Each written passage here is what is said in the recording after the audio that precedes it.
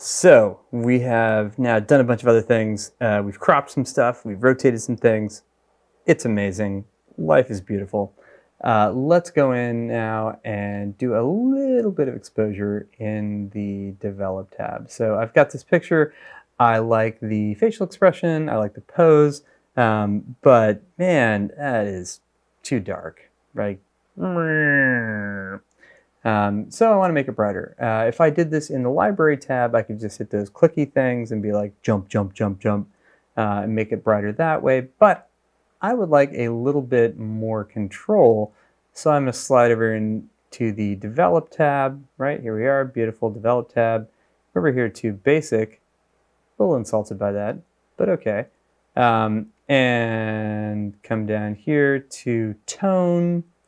And now we have exposure. So exposure, instead of being these like jumps, is a slider. So it's a continuous thing.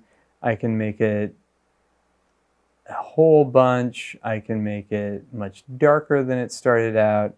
I can also go in here and enter a numeric value. It's pretty great. The nice thing about this too is that if I come back to library, right, if I look here at Quick Develop, there's my exposure thing. I don't have a way of knowing how much I've already adjusted it. Whereas if I'm here in Develop, right, I'm like, oh, I made it +1 already. So I know that I don't want to just keep going, right? If I go up to like +5 or whatever, it's going to start to break down. So I can also be more precise. If I do it with those jumps, I'm doing them in a third of a stop at a time. So my jump is like 0.3, 0.6, okay, it's 0.999, so it's like 1, whatever. I'm going to go ahead and do this, dial it up to 1.4. That seems pretty good. So we'll get into what these other things do, right? They control some other aspects of tone in a later video, probably next week. You are welcome to play around with them if you want, but at your own risk. Could explode. But I'm going to make that exposure 1.4. I think that's pretty awesome. I'm going to zoom in here. Just make sure, wow, that is very zoomed in. I'm going to zoom back out. That seems pretty good. Fairly good detail. I still have a little bit of detail in the shadows. There's a little bit of tone back there in that wall, which I'm okay with. But that seems pretty good. I'm going to go ahead and, oh man, I hit C on the keyboard for crop. It's not crop. We're in Lightroom, Jack. Hit R on the keyboard. Keep that proportion. Crop out those stupid shadow bits. Pull it up a little bit. And that's good. So that's exposure in the Develop module. A little bit more precise, a little bit more control, a little bit better handle on what you had already made an adjustment for. But it's pretty good. I'm going to roll right into black and whiteness. So I'm going to go say bye to Witcha, whose portrait that is. Come back here to my editing files and select this image. Now, remember last week we talked about going into the library module to make something black and white just by coming in here to treatment, black and white. That's fine, right? Not too crazy. But if we go into the Develop module, we have a little bit more predictably control over how that works. So I'm going to go here to Develop. I selected this picture again of Rome because I just go to Rome. That's how I roll. It's one of those. I got that adjunct professor money, like, and and I'm going to come down here in the Develop tab on the right-hand side here. And there's a bunch of things here that we can twiddle open and close. I'm going to twiddle most of them closed. They're a little distracting. But I'm going to go here to HSL/color. What does that mean?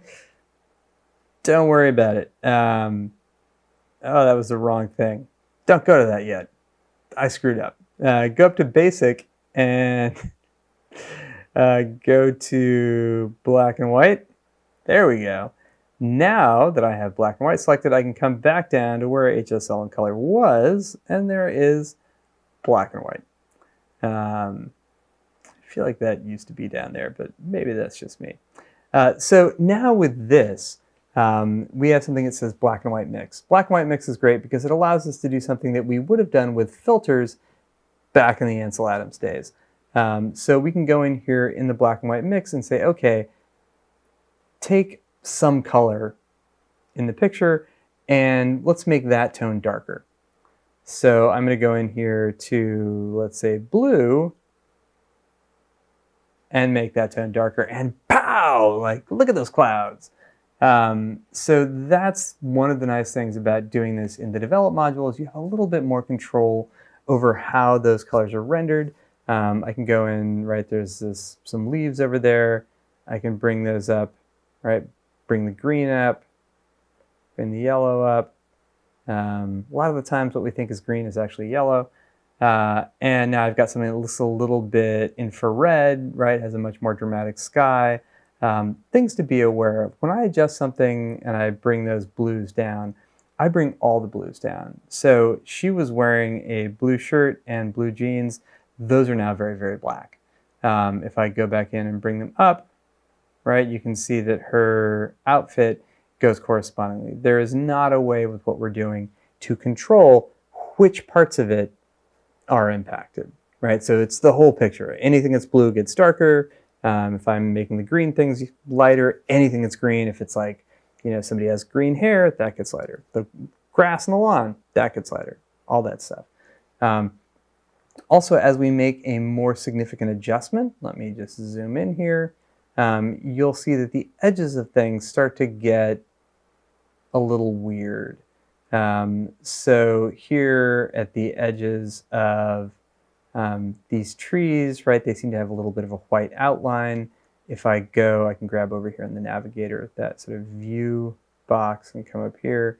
You can see that around the edge of this lamp post, there's sort of a little white outline again. That is, let me zoom in a little bit more, see if we can really see it. Yeah, you can see it there. That's not something you would see in the color, right? Why is it there?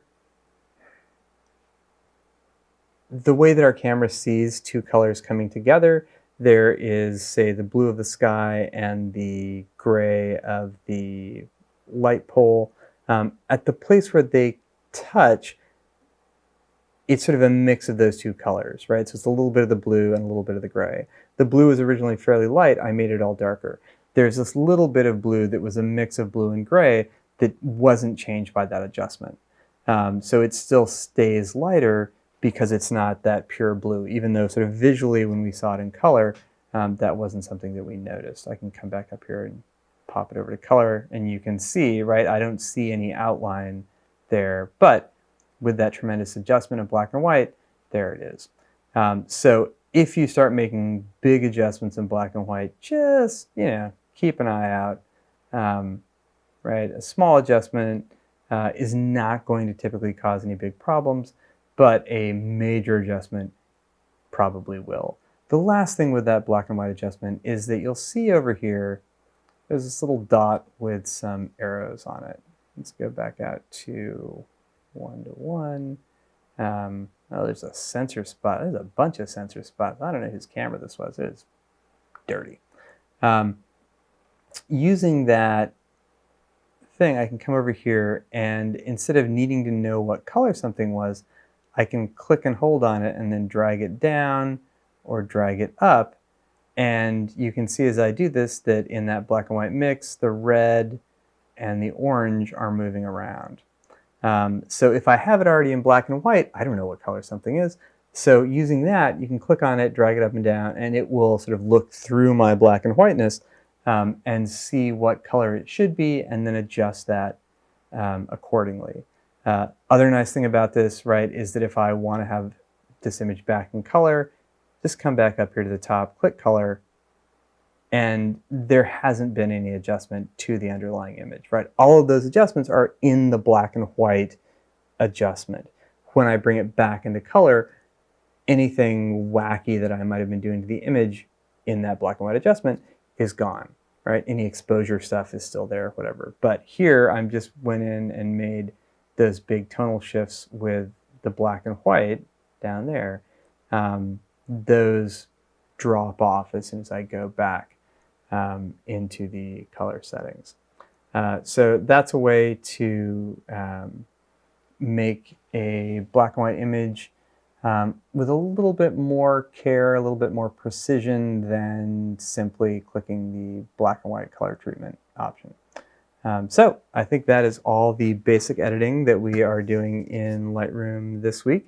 If I'm wrong, there will be more videos after this one. And if I'm right, then there won't. I guess we'll find out together. Okay, enjoy.